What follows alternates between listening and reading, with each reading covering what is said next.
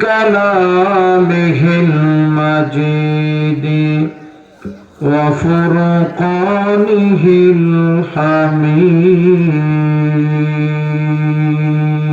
الحميد شكل محبة شدولي أعوذ بالله من الشيطان الرجيم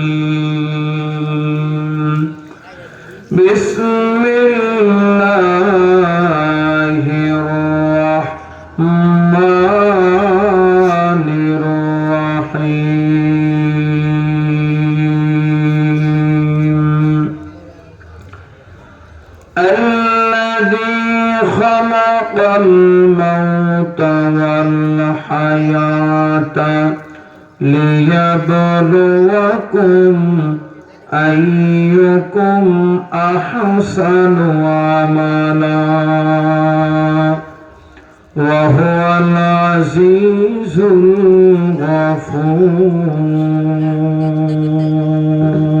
الغفور وقال رسول الله صلى الله عليه وسلم اتق المحارم تكن أعبد الناس أو كما قال عليه الصلاة والسلام سبحانك لا علم لنا إلا ما علمتنا إنك أنت العليم الحكيم جزا الله عنا محمدا ما هو أهله সকলে মহব্বতের সাথে বলি সুবহানাল্লাহি ওয়া বিহামদিহি সুবহানাল্লাহিল আযীম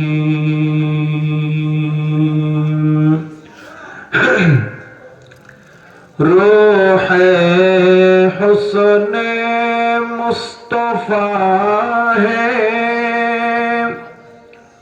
रूह हुस्ने मुस्तफा है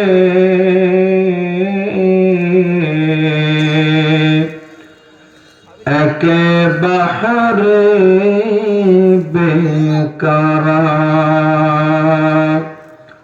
उसके साहिल तक कोई शेर बया पहुँचा नहीं बलागल गुलाबी कमालिही कशफत दुजा बिजमालिही हसनत जमीअ खसालिही सल्लु अलैहि व आलिही मौत को समझा है गाफिल इख्तिताम जिंदगी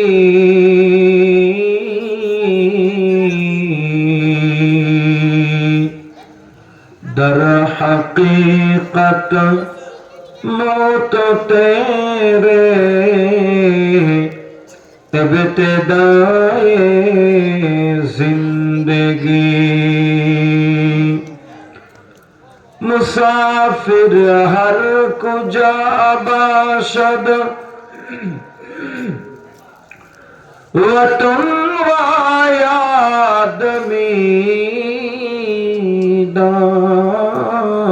दारद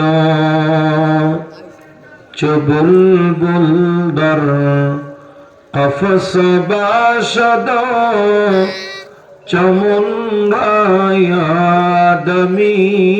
दारदला इलाहा इल्लल्लाह मोहब्बत से आवाज करे ला इलाहा इल्लल्लाह একটু সামনে আগে আসেন অনেক ভাইজান দাঁড়ায় আছে আরো লোকজন আসবে ইনশাআল্লাহ আসেন সামনে আসেন সুবহানাল্লাহ ভাই আসেন মহব্বতের সাথে আসেন ফাঁকা জায়গায় শয়তান বসে রয়েছে তো ভাই শয়তান বসে রয়েছে আসেন এটা হাদিসের কথা ফাঁকা জায়গায় শয়তান থাকে আসেন সামনে আসেন সুবহানাল্লাহ আলহামদুলিল্লাহ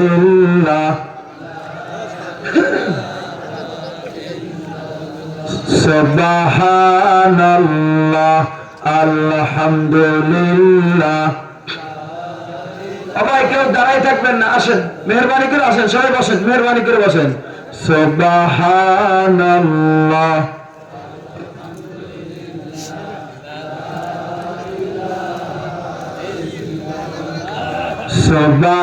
সুবহানাল্লাহ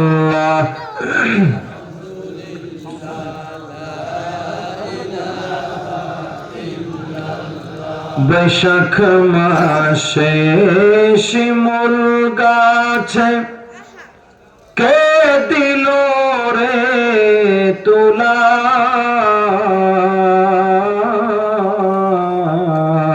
কে দিয়েছেন কয় নাকি ইউনিয়ন পরিষদ থেকে বরাদ্দ হয়েছে নাকি কে দিয়েছেন কথা বলেন ডান হাতের শাহাদাত আঙ্গুল উঁচা করে বলেন কে দিয়েছেন একটু মহব্বতের সাথে বলেন কে দিয়েছেন আরো জোরে মহব্বতের সাথে ডাক দিয়ে কে দিয়েছেন আরো জোরে মহব্বতের সাথে ডাক দিয়ে আল্লাহ বৈশাখ মাসে শিমুল গাছে কে দিল রে তুলা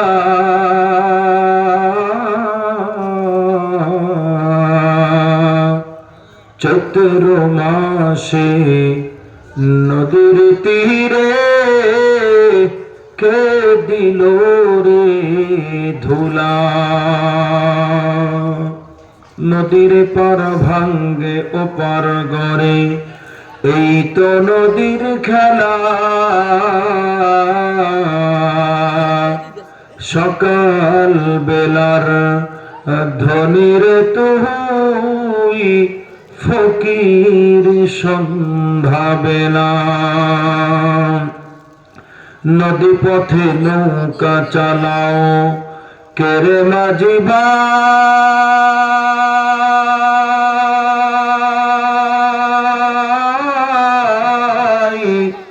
বেলা ডোবার আগে আমি ওপার যেতে চাই ওরে ভাঙলে মেলা আর জমে না ডুবলে বেলা আর ওঠে না লা ইলাহা ইল্লাল্লাহ জোরে আওয়াজ করে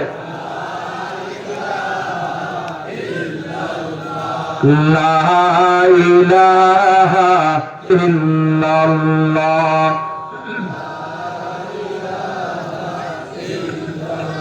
আমার ভাইরা জবানটা কে দিয়েছেন বলেন কে দিয়েছেন একটু ডান হাতের শাহাদাত আঙ্গুল উঁচা করে বলেন জবানটা কে দিয়েছেন সবাই একটু মহব্বতের সাথে উঁচা করে বলেন কে দিয়েছেন আরো জোরে মহব্বতের সাথে ডাক দিয়ে আল্লাহ আরো জোরে মহব্বতের সাথে ডাক দিয়ে আল্লাহ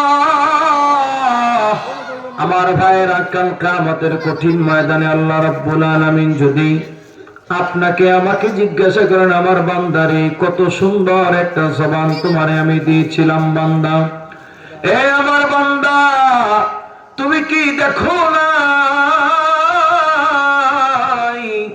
তোমার মহল্লায় এমন মানুষ আমি দিয়েছিলাম যেই মানুষটারে আমি জবান নামক নেয়ামত দেই নাই বাবা মানুষ দেখছেন নি আপনারা আমগো মতো কথা বলতে পারে না না পারে না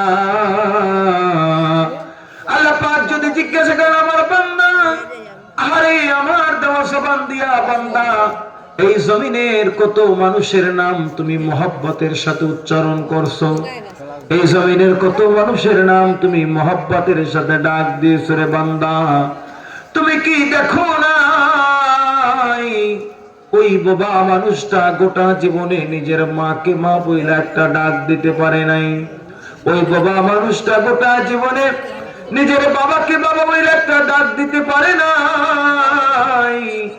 এ আমার বান্দারে, তুমি কি দেখো নাই ওই বাবা মানুষটা আমি মালিক রে মালিক বইলা একটা ডাক দিতে পারে নাই? আমার বান্দারে, তুমি কি দেখো নাই ওই বাবা মানুষটা কলিজা টুকরা সন্তানদের কোলে নিয়ে একটা আদরের ডাক দিতে পারে না? এ আমার বান্দারে, কিন্তু তোমারে তো কত সুন্দর একটা জবান দিয়েছিলাম, আমার দেওয়া জবান দিয়া কত মানুষের নাম মহব্বতের সাথে নিছো। বান্দারে, আজকে হাসরের ময়দানে জবাব দাও, ওই জবান দিয়া কয়টা বার আমি মালিককে মহব্বতের সাথে ডাক দিছো? বান্দারে জবাব দাও।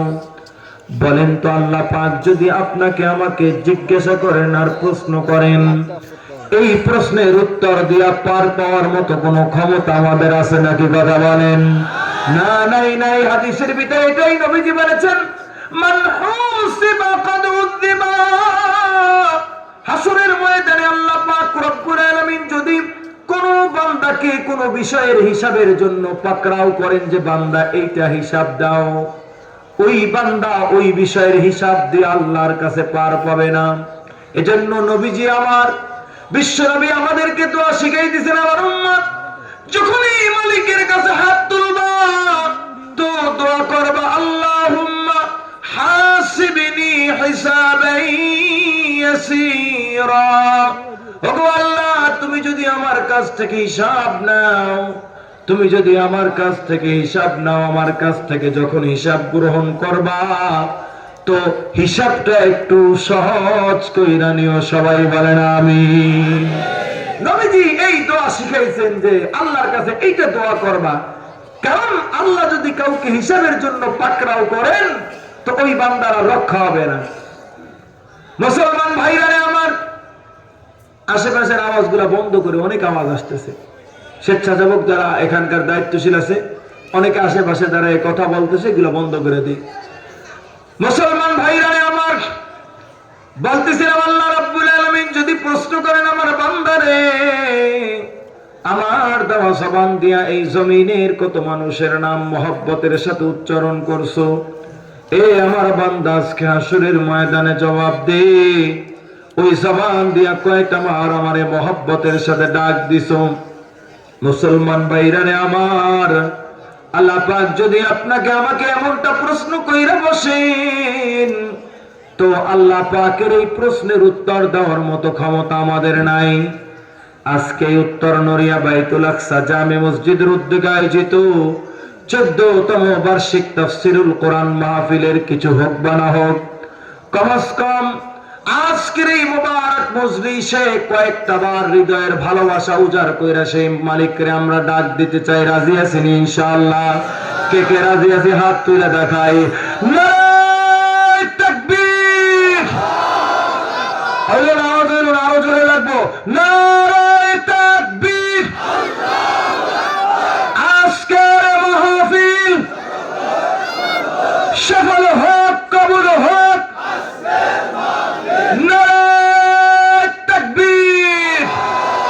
আল্লাহ সবাইকে কবুল করুন, জোরে বলেন আমিন। সবাই জানে হাত জাগানোর তৌফিক কে দিচ্ছেন? বলেন তো কে দিচ্ছেন? আল্লাহ সেকেন্ডের ভিতরে কাইরা নিতে পারেন না, হাত জাগানোর তৌফিক কথা হয় না। তো মাঝে মাঝে একটু মহব্বতের সাথে আমরা জাগাবো। রাজি আছেন ইনশাআল্লাহ? আল্লাহ সবাইকে কবুল করুন, জোরে বলেন আমিন। মহব্বতের সাথে ভালোবাসা উজাড় কইরা হৃদয়ের গভীর থেকে কয়েকটা বার মালিকরে ডাক দেই, সুবহানাল্লাহ, আলহামদুলিল্লাহ,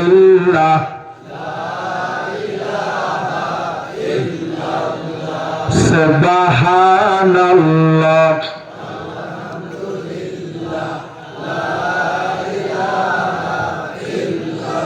ওরে নেই কেহ নেই আল্লাহ ছাড়া, বলো লা ইলাহা ইল্লাল্লাহ সুবহানাল্লাহ।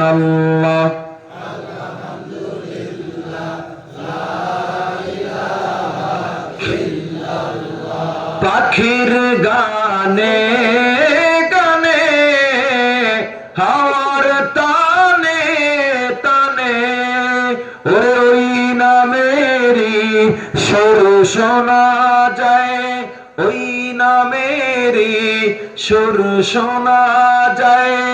ইল্লাল্লাহ ইল্লাল্লাহ লা ইলাহা সুবহানাল্লাহ।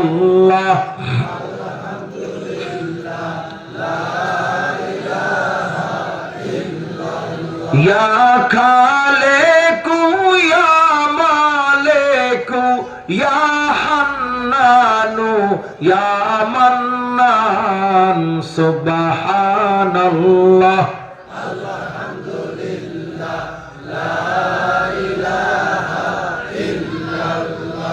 লা ইলাহা ইল্লাল্লাহ মুহাম্মাদুর রাসূলুল্লাহ সাল্লাল্লাহু আলাইহি ওয়াসাল্লাম। আলহামদুলিল্লাহ, সমস্ত প্রশংসা কার জন্য বলেন তো? আল্লাহ পাক রব্বুল আলামিন যদি চাইতেন আপনারে আমারে কোন কারাগারের ভিতরে বদ্ধভাবে আটকায় রাখতে পারতেন কি পারতেন না? কথা বলেন। যেই মহান মালিক এত সুন্দর একটা জান্নাতি বাগানে আমাদেরকে কবুল করেছেন, সেই মহান মালিকের জন্য আবারও প্রশংসা শুকরিয়া আদায় করি আলহামদুলিল্লাহ। সাগর নদী আর পাহাড় বনে পাখিদের গুনগুন গুন ঝরনে ভেসে আসে ওই সুমধুর তান, চারিদিকে দেখো আল্লাহর জয়গান। আল্লাহ মহান, আল্লাহ মহান, আল্লাহ মহান, আল্লাহ মহান, আল্লাহ মহান, আল্লাহ মহান, আল্লাহ মহান, আল্লাহ মহান। শোনো তুমি মন দিয়ে কোকিলের সুর, শুনতে লাগছে দেখো কত না মধুর, মিষ্টি মিষ্টি ওই দোয়েলের গান, রয়েছে তাহাতে কি সুধায় ফুরান। কোথা পেল তাহারাই সুর অমলান, জবাব একটাই তার খোদা মহিয়ান। আল্লাহ মহান, আল্লাহ মহান, আল্লাহ মহান, আল্লাহ মহান, আল্লাহ মহান, আল্লাহ মহান, আল্লাহ মহান, আল্লাহ মহান। প্রশংসা কার জন্য? কথা বলেন কার জন্য? আল্লাহ, আল্লাহর জন্য সমস্ত প্রশংসা।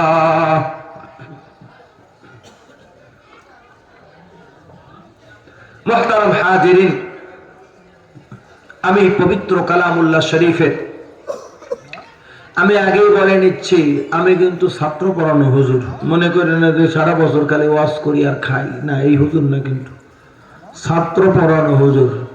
মানে নিয়মিত আমি ছাত্রদেরকে পড়াই। তো আমি কোরআনুল কারীমের সুপ্রসিদ্ধ একটি সূরা, আদাবিদা মুসলমান সবাই এই সূরার নাম জানে, সূরা মুলক তাবারাকাল্লাযী সূরা। নাম জানেন না আপনারা? সবাই নাম জানে। একটা সময় ছিল যে 100টা বাচ্চার ভিতরে 80টা বাচ্চার এই সূরার কিছু অংশ মুখস্থ ছিল। কারণ সেই সময়টা ছিল কোরআন চর্চার সোনালী যুগ। প্রত্যেকটা বাচ্চাই মক্তবে যাইতো, কোরআন শিখত, কোরআন পড়ত। এখন আমাদের অভিভাবকরা এ ব্যাপারে অত্যন্ত গাফেল। আমার বাচ্চারাও দুনিয়ার নানাবিধ অত্যাধুনিক ডিভাইসের কারণে কোরআন বিমুখ হয়ে গেছে। আগেরকার যুগে মেয়ে দেখতে গেলে মেয়ের যোগ্যতার একটা মানদণ্ড ছিল, ক্যাটাগরি ছিল, ক্রাইটেরিয়া ছিল। যে কয় মেয়ে কোরআন শরীফ দেখে দেখে পড়তে পারে, কথা কয় না কেন? কয় সেপারা শেষ করে মেয়ে কোরআন শরীফ নিছে, এটা একটা যোগ্যতা তার। গেলে একটু শুনতো, ছেলের মায়ে বলতো মা তুমি একটু কোরআন শরীফ পড়ে শোনাও তো। তো কোরআন শরীফ কয় মেয়ে কি, কয় মেয়ে এক খতম কোরআন পড়ছে, কোরআন খতম দিছে, মাশাআল্লাহ ভালো। এটা মেয়ের একটা যোগ্যতা ছিল। এখন আর কোন মেয়ে দেখতে গেলে 100 জন আর 80 জনই এই সাবজেক্ট আর তুলে না, জিগায় না। এখন মেয়ের যোগ্যতার মানদণ্ড হচ্ছে মেয়ের কি টিকটক অ্যাকাউন্ট আছে নি, কেন কয় ফ্যান ফলোয়ার কত, কয় ভিডিওতে লাইক পরে কত, কমেন্ট পরে কত। এই সেলিব্রিটির পিছনে খুঁজা আমরা কোরআন থেকে দূরে সরে গেছি। আজকে আপনি দেখেন 100টা বাচ্চার ভিতরে কয়টা বাচ্চাই সূরা মুলকের 2-4টা আয়াত মুখস্থ করতে পারবে? অথচ আমাদের উপরের স্টেপে যারা এই মুরব্বীরা বসা রয়েছেন, বেশিরভাগ মুরব্বী এই সূরার কিছু অংশ কইতে পারবে, অনেকের মুখস্থ আছে, কথা বলেন ঠিক কিনা? এই সূরাটা কোরআনুল কারীমের চমৎকার একটি সূরা, সূরা মুলক। আমি 2 নম্বর আয়াতে কারিমা পাঠ করেছি, 2 নম্বর আয়াত, 29 নম্বর পারা, 1ম পৃষ্ঠা। আল্লাহ রাব্বুল আলামিন যদি তৌফিক দেন, আপনাদের দোয়া যদি শামিলে হাল হয়, এই একটা আয়াতের উপরে আজকে আমাদের পুরো আলোচনাটা আবর্তিত হবে। আমি আবারও বলতেছি, আমি আপনাদেরকে নির্ভরযোগ্য কোন সূত্র ছাড়া কোনো কথা আপনাদেরকে শোনাবো না ইনশাআল্লাহ। কোরআন হাদিস অধ্যয়ন করে ছাত্রদেরকে পড়াইয়া যে বিষয়গুলো পেয়েছি এগুলো আপনাদেরকে বলবো ইনশাআল্লাহ। মুহতারাম হাজিরিন, আমরা ছাত্রদেরকে যখন কোনো সবক পড়াই, তো পড়ানোর আগে আমরা একটা কিতাব শুরু করার আগে একটা মৌখিক একটা ভূমিকা বলে, এই বাপ শোনো, আজকের পড়ার ব্যাপারে এই বিষয়টা আগে তোমাকে বোঝা দরকার।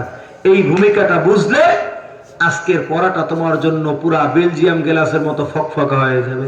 তখন একটা ভূমিকা ওদের সামনে পেশ করি, তো এই ভূমিকার দ্বারা কিতাবের সবকগুলি ওদেরকে পরিষ্কার একেবারে লাইন বাই লাইন বুঝে আসে। আমি এই আয়াতটা বোঝানোর জন্য আপনাদেরকে চমৎকার তাফসীর রয়েছে এই আয়াতে কারিমা, এই তাফসীর বোঝানোর জন্য আমি আপনাদের সামনে ছোট্ট একটা ভূমিকা পেশ করব। তবে সেই ভূমিকাটাও কোরআনুল কারীমের বিভিন্ন জায়গা থেকে কয়েকটা আয়াতের সমন্বয়ে, শুনবেন তো ইনশাআল্লাহ। মুহতারাম হাজিরিন, সূরা মুলকের 2 নম্বর আয়াতে কারিমা শুরু করার আগে যে ভূমিকাটা আমাদের বোঝা দরকার সেটা হচ্ছে এই জমিনের, ওই বাপ তোমরা কথা কইতে পারবে না, ওই যে মুরব্বীরা 2-1 জানতো কথাবার্তা কয়দা বৈশা সামনে বৈশা দুষ্টামি করতেছে, কথা বললো না।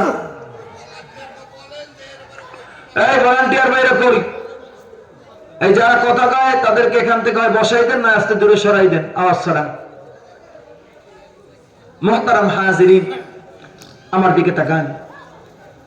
এই জমিনের কিছু মানুষ এমন রয়েছে যারা স্লোগান দেয়, দুনিয়াটা মস্ত বড়, খাও দাও ফুর্তি করো, বাঁচবা কদিন, বলতে বড়, বলে কি বলে না, কথা বলেন। যুবক রে, বৃদ্ধ বাবাজি রে, এটা কোনো মানুষের স্লোগান হতে পারে না, এটা পশুর স্লোগান, এটা পশুর স্লোগান। কয় কেন হুজুর এটা পশুর স্লোগান? কারণ হচ্ছে একজন মানুষ বনি আদম, সে মুকাল্লাফ বিশ্বরা, শরীয়তের হুকুম আর বিধান তার উপরে আবর্তিত হয়। একজন মানুষ, একজন মুসলমান, তার উপরে নামাজ, রোজা, হজ, যাকাত ইত্যাদি ফরজ কি ফরজ না, কথা বলেন।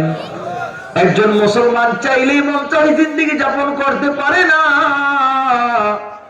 সে চাইলে যা খুশি খাইতে পারে না, চাইলে যেভাবে খুশি সে তার আনন্দ প্রকাশ করতে পারে না।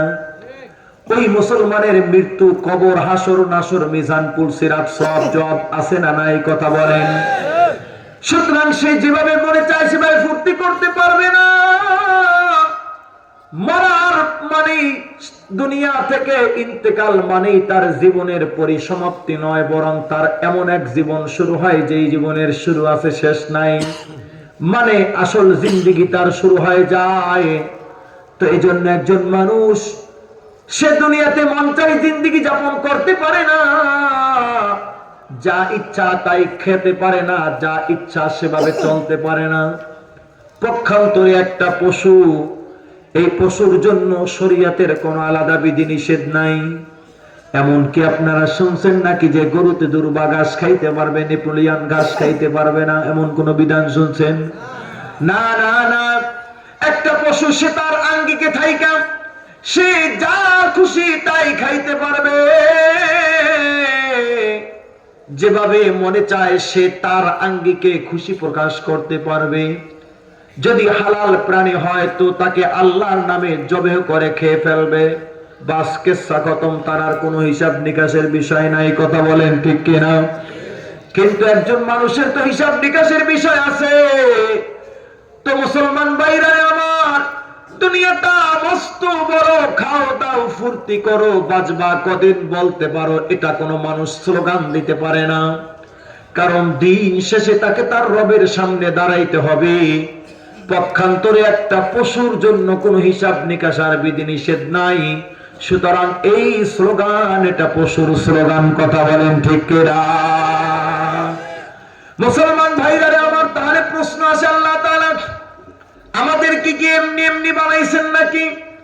আল্লাহ পাক রব্বুল আলামিন কুরআনুল কারীমের ভিতরে বলেন, আফা হাসিবতুম আন্নামা খালাকনাকুম আবাথাও ওয়া আন্নাকুম ইলাইনা লা তুরজাউন।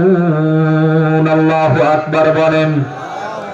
আল্লাহ রাব্বুল আলামিন বলেন, আফা হাসিবতুম, এ আমার বান্দারা তোমরা কি মনে করছো নাকি আন্নামা খালাকনাকুম আবাথা, আমি তোমাদেরকে অনর্থক তৈরি করেছি, তোমরা কি এটা মনে করছো নাকি? ওয়া আন্নাকুম ইলাইনা লা তুরজাউন, এবং তোমাদেরকে আমার দিকে প্রত্যাবর্তিত করা হবে না, তোমরা কি এটা মনে করছো নাকি? মুসলমান ভাইরা আমার, বাংলায় যেভাবে ব্যাকরণ রয়েছে, ইংলিশে গ্রামার রয়েছে, আরবি সাহিত্যেও এভাবে ব্যাকরণ আর গ্রামার রয়েছে। মুসলমান ভাইরা আমার, যারা উলামায়ে কেরাম তারা আয়াতের মাফহুম বুঝতেছেন, এই আয়াতে কারিমার ভিতরে আল্লাহ তাআলা একটা অক্ষর উল্লেখ করেছেন, আ, হামজা জবর আ, আফা হাসিবতুম, আ এই শুরুতে একটা হামজা উল্লেখ করেছেন। আরবি ব্যাকরণে এই হামজাটা হামজায়ে ইস্তিফহামে ইনকারি। সুতরাং আমি বিস্তৃত ব্যাখ্যা করতেছি না এই আয়াতে কারিমার, শুধু সংক্ষেপে এতটুকু বলি, আল্লাহ তাআলা যে শুরুতে একটা অক্ষর উল্লেখ করেছেন হামজা ইস্তিফহামে ইনকারি, এই অক্ষরটা উল্লেখ করার কারণে আয়াতে কারিমার একটা বিপরীত ভাব অর্থ দাঁড়াবে। সেই বিপরীত ভাব অর্থটা হলো, আল্লাহ পাক রব্বুল আলামিন বলেন, আফা হাসিবতুম আন্নামা খালাকনাকুম আবাথা ওয়া আন্নাকুম ইলাইনা লা তুরজাউন। আল্লাহ পাক বলতেছেন আয়াতে কারিমার বিপরীত ভাব অর্থ, এ আমার বান্দারা, আমি তোমাদেরকে অনর্থক তৈরি করি না, এবং দিন শেষে তোমরা আমার কাছে ফেরত আসতে বাধ্য হবে। কার কাছে? কথা বলেন। কার কাছে? কথা বলেন। আল্লাহর কাছে ফেরত আসতে বাধ্য হবে। কাগজ কাট কর, ঘুড়ি বানা কর, উড়াতা है आसमां में, घुड़ी बेचारा क्या करेगा रस्सी मेरा हाथ में। আরে ছোট্ট বাচ্চা কাগজ কেটে ঘুড়ি বানায়, ঘুড়ির রশিটা ছাইরা দেয়, বাচ্চা নাটাইটা ধইরা রাখে, ঘুড়িটা মুক্ত আকাশে মুক্ত বিহঙ্গের ন্যায় উঠতে থাকে। ঘুড়ি মনে করে আর আমারে পায় কে, আমার নাগাল আর কে পায়। কিন্তু এই ছোট্ট বাচ্চা যখন নাটাই ধইরা টান দেয়, বলেন তো ওই ঘুড়ির আর কোনো করার কোনো ক্ষমতা থাকে? কথা বলেন। ঘুড়ি তার মালিকের কাছে ফেরত আসতে বাধ্য হয়। মুসলমান ভাইরা আমার, আমাদের হায়াতের নাটাই কার কাছে? কথা বলেন, কার কাছে? আল্লাহ রাব্বুল আলামিন কুরআনুল কারীমের অন্যত্র বলেন, ওয়ালিকুল্লি উম্মাতিন আজাল فإذا جاء أجلهم لا يستأخرون ساعة ولا يستقدمون الله أكبر বলেন আল্লাহ রাব্বুল আলামিন বলেন প্রত্যেক জাতি প্রত্যেক সম্প্রদায়ের একটা নির্ধারিত মেয়াদ আছে ফাইদা জাআ আজালুহুম যখন ওই নির্ধারিত মেয়াদ চলে আসবে লা ইস্তাখিরুনা সাআতাও ওয়া লা ইস্তাকদিমুন এক মুহূর্ত পরেও করা হবে না এক মুহূর্ত আগে করা হবে না ইঞ্জিনটা চইলা গেলে হায় রে হায় ডাব্বাটা পয়রা রইব এই না দুনিয়ায় কথা বলেন ঠিক কিনা ইঞ্জিনটা চইলা গেলে হায় রে হায় ডাব্বাটা পয়রা রইব এই না দুনিয়ায় ওই 3.5 হাত মাটির ঘর অন্ধকার ওই কবর আলোকে জ্বালাইব খবর রাখলি না ওরে মাওলা যদি থাকেন রাজি আলো জ্বালাইব মাঝি মাওলা যদি থাকেন রাজি আলো জ্বালাইব মাঝি নইলে যে দুঃখ কষ্টের নাই রে সীমা নাই ইঞ্জিনটা চইলা গেলে হায় রে হায় ডাব্বাটা পয়রা রইব এই না দুনিয়ায় কথা বলেন ঠিক কিনা মুসলমান ভাইরা আমার বলতেছিলাম আল্লাহ পাক বলতে যাচ্ছেন আমার বান্দা নেই আমি তোমাদেরকে অনর্থক তৈরি করি না আমার বান্দারে দিন শেষে তোমাদেরকে আমার কাছে ফেরত আসতে হবে যুবক ভাইরা রে আমার বৃদ্ধ বাবাজিরা আল্লাহ পাক আপনাকে আমাকে অনর্থক তৈরি করেন নাই কোরআন দ্বারা প্রমাণিত তাহলে এবার আসেন তাহলে কেন তৈরি করলেন আল্লাহ পাক রব্বুল আলামিন আপনাকে আমাকে কেন তৈরি করলেন কেন দুনিয়ায় আল্লাহ রব্বুল আলামিন আপনারে আমারে পাঠাইলেন এই প্রশ্নের উত্তর আল্লাহ তাআলা বিভিন্ন আয়াতে বিভিন্ন ভাবে দিয়েছেন তবে চমৎকার ভাবে এই প্রশ্নের উত্তর আল্লাহ পাক সূরা মুলক তাবারাকাল্লাযী সূরা এর 2 নম্বর আয়াতে কারিমার ভিতরে দিয়েছেন আল্লাহ রাব্বুল আলামিন বলেন আল্লাযী খালাকাল মাউতা ওয়াল হায়াতা লিয়াবলুয়াকুম আইয়ুকুম আহসানু আমালা আল্লাহু আকবার বলেন মুসলমান ভাইরা আমার আল্লাহ পাক আপনারা আমারে কেন তৈরি করলেন এই প্রশ্নের উত্তর দিচ্ছেন সূরা মুলকের 2 নম্বর আয়াতে কোন সূরা কথা হয় না গান কয় নম্বর আয়াত কথা বলেন 2 নম্বর আয়াতের ভিতরে আল্লাহ তাআলা উত্তর দিচ্ছেন আল্লাযী খালাকাল মাউতা ওয়াল হায়াতা লিয়াবলুয়াকুম আইয়ুকুম আহসানু আমালা সেই মহান মালিক তিনি যিনি মৃত্যুকে সৃষ্টি করেছেন জীবনকেও সৃষ্টি করেছেন কেন আগে তরজমা শুনেন পরে পাঠ টু পাঠ আয়াতে কারিমার একটা অংশ নিয়ে আমি ব্যাখ্যার দিকে যাব আল্লাহ পাক বলেন সেই মহান মালিক তিনি যিনি মৃত্যুকে সৃষ্টি করেছেন জীবনকেও সৃষ্টি করেছেন কেন লিয়াবলুয়াকুম যেন তিনি তোমাদেরকে পরীক্ষা করেন আইয়ুকুম আহসানু আমালা তোমাদের মধ্যে কে আমলের দিক দিয়ে সর্বোত্তম সুবহানাল্লাহ মুহতারাম হাজিরিন আয়াতে কারিমার একটা বিশুদ্ধ তরজমা আপনাদেরকে শোনাইলাম এবার আসেন একটা একটা পাঠ ধরে ধরে ব্যাখ্যা করব আমার কথা কি আপনারা বুঝতে পারতেছেন কথা বলেন মুসলমান ভাইরা আমার আল্লাহ পাক বলেন আল্লাযী খালাকাল মাউতা ওয়াল হায়াতা সেই মহান মালিক তিনি যিনি মৃত্যুকে সৃষ্টি করেছেন জীবনকেও সৃষ্টি করেছেন প্রশ্ন আসে হুজুর যে আল্লাহ তাআলা আয়াতে কারিমার ভিতরে আগে মৃত্যুর কথা বললেন পরে কেন জীবনের কথা বললেন আল্লাহ তাআলা আয়াতের ভিতরে কি বলতেছেন আল্লাযী খালাকাল মাউতা আগে মৃত্যুর কথা বলেছেন এরপরে জীবনের কথা বলেছেন প্রশ্ন আসে হুজুর আমরা তো দেখি আগে জীবন পরে মৃত্যু কথা বলেন ঠিক কি না তো আল্লাহ তাআলা কেন আয়াতে কারিমার ভিতরে মৃত্যুর কথা আগে কেন বললেন এ যুবক ভাইরে, বৃদ্ধ বাবাজিরে, এই প্রশ্নের উত্তর নবীজির দুইটা হাদিসের মাধ্যমে আমি দিব। নবীজি সাল্লাল্লাহু আলাইহি সাল্লামের হাদিসের ভিতরে বলেন, মুহাদ্দিসগণ বর্ণনা করেন, আল্লাহর নবীজি সাল্লাল্লাহু আলাইহি সাল্লাম বলেছেন, আকসিরু যিকরা হাদিমিল লাযযাতিল মাউত। নবীজি এক জায়গায় বলেন, আল কাইসু মান দানা নাফসাহু ওয়া আমিলা লিমা বাদাল মাউত। আল্লাহু আকবার বলেন। প্রশ্ন ছিল কি বলেন? মুসলমান ভাইরা রে আমার, আল্লাহ তাআলা আয়াতের ভিতরে কেন মৃত্যুর কথা বললেন, জীবনের কথা কেন পরে বললেন আল্লাহ তাআলা? এই প্রশ্নের উত্তরে নবীজির হাদিস দ্বারা উত্তর দিচ্ছি। নবীজি বলেন, আল কাইসু মান দানা নাফসাহু, জ্ঞানী আর বুদ্ধিমান ওই মানুষ, যেই মানুষটা নিজেই নিজের আমলনামার হিসাব মিলায়, নিজেই নিজের আমলনামার হিসাব মিলায়। কয় কিভাবে মিলায়? কয় কিস লিয়ে আয়া, क्या कर रहा हो, क्या करना था। কেন দুনিয়া আল্লাহ তা, কেন দুনিয়ায় আসছি মানে আল্লাহ কেন দুনিয়ায় পাঠাইছেন, কি করার ছিল, কি করতেছি। জ্ঞানী ওই মানুষ যেই হিসাব, এই বিষয়গুলোর হিসাব মিলায়।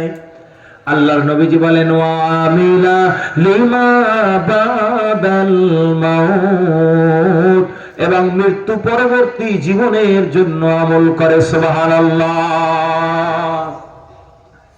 জ্ঞানী ওই মানুষ যে মৃত্যু পরবর্তী জীবনের জন্য আমল করে, মানে সে যখন কোথাও কোনো কাজ করে তার দিমাগের ভিতরে এই চিন্তা থাকে, হায় রে, এই কাজের দ্বারা মরণের পরে আমার কোনো লাভ আছে কিনা, এই কাজের দ্বারা মরণের পরে আমার কোনো সওয়াব হবে কিনা, এই কাজের দ্বারা মরণের পরে আমার লাভ না ক্ষতি, এটা চিন্তা কইরা সে কদম ফেলায়। জমিনের ভিতরে যত কাজ করে তো সে মরণের কথা মাথায় রেখে কাজ করে, হায় রে, যে এই কাজের দ্বারা আমার মৃত্যুর পরে লাভ হবে না ক্ষতি হবে, যদি লাভ হয় তো করে, ক্ষতি হইলে বিরত থাকে। মুসলমান ভাইরা আমার, এবার আসেন আয়াতে কারিমার সাথে মিলাই। মুফাসসিরগণ বলেন, এ যুবকরা, বিদ্যুৎবাজিরা, আল্লাহ তাআলা আয়াতে কারিমার ভিতরে মৃত্যুর কথা আগে জন্য বলেছেন, যেন প্রত্যেকটা মানুষ দুনিয়ার জিন্দেগিতে মৃত্যুর কথা স্মরণ রাইখা পথ চলে, মৃত্যুকে যেন এক মুহূর্তের জন্য ভুলে না যায়। এজন্য আল্লাহ তাআলা আয়াতে কারিমার ভিতরে আগে মৃত্যুর কথা বলেছেন, এরপরে জীবনের কথা বলেছেন। সুবহানাল্লাহ। যে মানুষ যেন মৃত্যুকে ভুলে না যায়, এজন্য আয়াতের ভিতরে আগে জীবন না বলে আগে মরণের কথা বলছেন। বুঝতে পারতেছেন আপনারা? কথা বলেন। দুই নম্বরের উত্তর, আল্লাহ তাআলা আয়াতে কারিমার ভিতরে মৃত্যুর কথা কেন আগে বললেন? নবীজির হাদিস, আমরা বর্তমানে বাচ্চাদেরকে, ছোট্ট বাচ্চাদেরকে হাদিসটা পড়াই। নবীজি সাল্লাল্লাহু আলাইহি সাল্লাম বলেন, আকসিরু যিকরা হাদিমিল লাযযাতিল মাউত, দুনিয়ার স্বাদ বিনাশকারী মৃত্যুর কথা তোমরা অধিক পরিমাণে স্মরণ করো। মানে মৃত্যু আমাদের জীবনের সমস্ত স্বাদগুলোই বিষাদে মুহূর্তের ভিতরে পরিণত করে দেয়। আরে এমনও দেখা যায়, বরযাত্রী নতুন বউ লইয়া বাড়িতে আসতেছে, বরের মনে খুশিতে ধরে না, আত্মীয় স্বজনের মনে খুশি, বাড়িতে বরের মায়ে বৈশা আছে যে নতুন বউ আসতেছে, তারে মিষ্টি মুখ করাবে। বাড়িতে ঢোকার 2 মিনিট আগে মাইক্রোবাস অ্যাক্সিডেন্ট কইরা সব শেষ হয় কি হয় না? কথা বলেন। মুহূর্তের ভিতরে সব নাই হয়ে যায়। এই যুবকরে, বৃদ্ধ বাবাজিরে, এমনও দেখা যায় পুরো এলাকা জুড়ে আনন্দ, হঠাৎ করে এমন একটা ঘটনা ঘটে, পুরো এলাকার ভিতরে শোকের ছায়া নাইমা আসে। কথা বলেন ঠিক কিনা? আনন্দগুলি বিষাদে পরিণত হয়। মুসলমান ভাইরা আমার, নবীজি বলেন, দুনিয়ার স্বাদ বিনাশকারী মৃত্যুর কথা অধিক পরিমাণে স্মরণ করো। এবার আসেন আয়াতে কারিমার সাথে আমরা মিলাই। আল্লাহ তাআলা আয়াতে কারিমার ভিতরে মৃত্যুর কথা কেন আগে বললেন? মুফাসসিরগণ বলেন, মৃত্যুর কথা আগে জন্য বলেছেন যে দুনিয়ার মানুষজন, মৃত্যু যে দুনিয়ার সব আনন্দগুলাকে মাটিতে পরিণত কইরা দিবে, বিষাদে পরিণত কইরা দিবে, এইটা চিন্তা কইরা তার ভবিষ্যৎ কর্মপন্থাকে ঠিক করে। এজন্য আল্লাহ তাআলা আয়াতে মৃত্যুর কথা আগে বলেছেন, এরপরে জীবনের কথা বলেছেন। সুবহানাল্লাহ। পৃথিবী আমার আসল ঠিকানা নয়, মরণ একদিন মুছে দিবে সকল রঙিন পরিচয়। পৃথিবী আমার আসল ঠিকানা নয়। কথা বলেন ঠিক কিনা? মুসলমান ভাইরা আমার বলতেছিলাম, আল্লাহ রাব্বুল আলামিন আপনাকে আমাকে কেন তৈরি করলেন? এই যুবকরে, বিদ্যুৎবাজিরে, আল্লাহ রাব্বুল আলামিন আয়াতে কারিমার ভিতরে বলতেছেন, সবাই আমার সাথে আয়াতটা পড়বেন। আল্লাযী খালাকাল মাউতা ওয়াল হায়াতা লিয়াবলুয়াকুম আইয়ুকুম আহসানু আমালা। আল্লাহু আকবার বলেন। সেই মহান মালিক তিনি, যিনি মৃত্যুকে সৃষ্টি করেছেন, জীবনকেও সৃষ্টি করেছেন। এতটুকু বুঝলাম আমরা তাফসীর। এরপরে আল্লাহ রাব্বুল আলামিন ওই সেই প্রশ্নের উত্তর দিচ্ছেন, কেন দুনিয়ায় পাঠাইছেন। আল্লাহ রাব্বুল আলামিন বলেন, লিয়াবলুয়াকুম আইয়ুকুম আহসানু আমালা, যেন তিনি তোমাদেরকে পরীক্ষা করেন কে তোমাদের মধ্যে আমলের দিক দিয়ে সর্বোত্তম। সুবহানাল্লাহ। মুসলমান ভাইরা আমার, আয়াতে কারিমার এই অংশের দ্বারা দুইটা বিষয় বুঝে আসে। এক নম্বরে বুঝে আসে, আপনাকে আমাকে আল্লাহ তাআলা পরীক্ষা করতেছেন। আপনি আমি পরীক্ষার হলের ভিতরে রয়েছি। কিসের ভিতরে? কথা বলেন। অনেকের মনে হয় ভাবির কথা মনে পড়ছে, জন্য ঝিমাইতেছে, কথা হয় না। একটা জোরে তাকবীর হইব। তাকবীর রাজি আছেন না? ইনশাআল্লাহ। নারায়ে তাকবীর। সেমডি কোন আঙ্গার হইব না। নারী পুরুষের তো একটা সৃষ্টিগত পার্থক্য আছে। একটা পোলারে কইবে ওই বাবাটা ঢিল মারতো, এইরকম মারবো, কথা কয় না কেন। আর একটা মেয়েরে বলবো, মা তুমি একটা ঢিল মারো তো, ওইরকম মারবো, কথা কয় না কেন। আর স্লোগান এইরকম করে উড়ে লইব নাকি? হাত মুষ্টি মতো বেরা। নারায়ে তাকবীর, নারায়ে তাকবীর। আজকের মাহফিল সফল হোক, কবুল হোক। নারায়ে তাকবীর। আল্লাহ সবাই কবুল করুক, জোরে বলেন আমিন। গঙ্গে আসেনি কেন? আল্লাহ কবুল করুক সবাইকে, সবাই বলেন আমিন। মুহতারাম হাজিরিন, আমি বলতেছিলাম সূরায়, কোন সূরা জানো? পিছনের বাইরে কয় না, কোন সূরা? অনেকে চিন্তা করতেছে খিচুড়ি দিতে তো দেরি হয়ে যাচ্ছে। খিচুড়ি না বিরিয়ানি ভাইজান? খিচুড়ি ভালো, মাশাআল্লাহ, খিচুড়ি ভালো। আচ্ছা ভাইজান, পাইবেন ইনশাআল্লাহ, কোনো টেনশন নাই। আল্লাহ কবুল করুক, যারা বলেন আমিন। আল্লাহ রাব্বুল আলামিন কোরআনুল কারীমের ভিতরে বলেন, সূরা মুলক 2 নম্বর আয়াত, আল্লাযী খালাকাল মাউতা ওয়াল হায়াতা লিয়াবলুয়াকুম আইয়ুকুম আহসানু আমালা ওয়া হুয়াল আজিজুল গফুর। আরেকটু মুসলমান ভাইরা আমার, আল্লাহ পাক বলতেছেন, সেই মহান মালিক তিনি, যে মৃত্যুকে সৃষ্টি করেছেন এবং জীবনকেও সৃষ্টি করেছেন। কেন? লিয়াবলুয়াকুম, যেন তিনি তোমাদেরকে পরীক্ষা করেন। মানে আপনি আমি পরীক্ষার হলের ভিতরে রয়েছি, ভালো করে বুঝবেন। একটা পাঠ। 2 নম্বর পাঠ, আইয়ুকুম আহসানু আমালা, পরীক্ষা করতেছেন তোমাদের মধ্যে কে আমলের দিক দিয়ে সর্বোত্তম। মানে আল্লাহ তাআলা এই জমিনের ভিতরে আপনারা আমায় পাঠায়া পরীক্ষা করতেছেন কার আমল সুন্দর।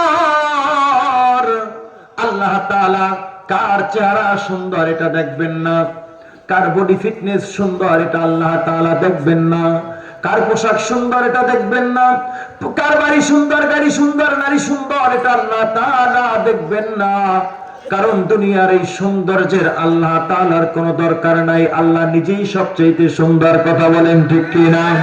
দুনিয়া সুন্দর, মানুষ সুন্দর, আসমান সুন্দর, জমিন সুন্দর, সুন্দরে সুন্দরে পাল্লা, জানি না কত সুন্দর তুমি আল্লাহ, জানি না কত সুন্দর তুমি আল্লাহ। এই যুবকরে, বিদ্যুৎবাদীরে, আল্লাহ তাআলা এই জমিনের ভিতরে আপনারে আমারে পাঠাইয়া দেখতেছেন কার আমল সুন্দর। যার আমল সুন্দর হবে তার জীবন সুন্দর, যার জীবন সুন্দর হবে তার মরণ সুন্দর, যার মরণ সুন্দর হবে তার কবর সুন্দর, যার কবর সুন্দর হবে তার গোটা আখিরাত সুন্দর হয়ে যাবে। সুবহানাল্লাহ। আল্লাহ তাআলা কার বংশ পদবী কি, কে কৃষ্ণাঙ্গ না শ্বেতাঙ্গ, কার দলীয় পরিচয় কি, কার টাকা পয়সা কেমন, এটা আল্লাহ তাআলা দেখবেন না। আল্লাহ দেখবেন কার আমল সুন্দর। কার কি সুন্দর? কথা বলে। আমল সুন্দর হবে তো জীবন সুন্দর হবে। মুসলমান ভাইরা আমার, আমি ছোট্ট কয়েকটা দৃষ্টান্ত দিব আপনাদের সামনে। যে মানুষগুলা দুনিয়ার বিচারে অত উচ্চ মর্যাদাশীল ছিলেন না, টাকা পয়সাওয়ালা ছিল না, চেহারা অত সুন্দর ছিল না, কিন্তু আমল সুন্দর ছিল, যার কারণে আল্লাহর কাছে অনেক বেশি দামি হয়ে গেছে। কয়েকটা ঘটনা আপনাদের সামনে তুলে ধরছি। যুবক করে, বিদ্যা বাবাজিরে, আমরা দর্শে নিজামিতে একটা কিতাব পড়ছি, কালিউবি কিতাব। এই কালিউবি কিতাবটা আরবি সাহিত্য শেখার জন্য প্রাথমিক শিক্ষার্থীদের একটা কিতাব। প্রাথমিকভাবে যারা আরবি শিখতে চায়, মোকালামা শিখতে চায়, হেকায়াত বর্ণনা করা শিখতে চায়, তাদের জন্য এই কিতাবটা পড়ানো হয় হেদায়েতুন নাও জামাতে। মুসলমান ভাইরা আমার, এই কিতাবে চমৎকার একটা ছোট্ট ঘটনা রয়েছে। আল্লাহর এক বান্দার কয়েকজন গোলাম ছিল। আগেরকার যুগে গোলামের প্রচলন ছিল, দাস দাসীর প্রচলন ছিল। আপনারা শুনছেন কিনা? কথা বলেন।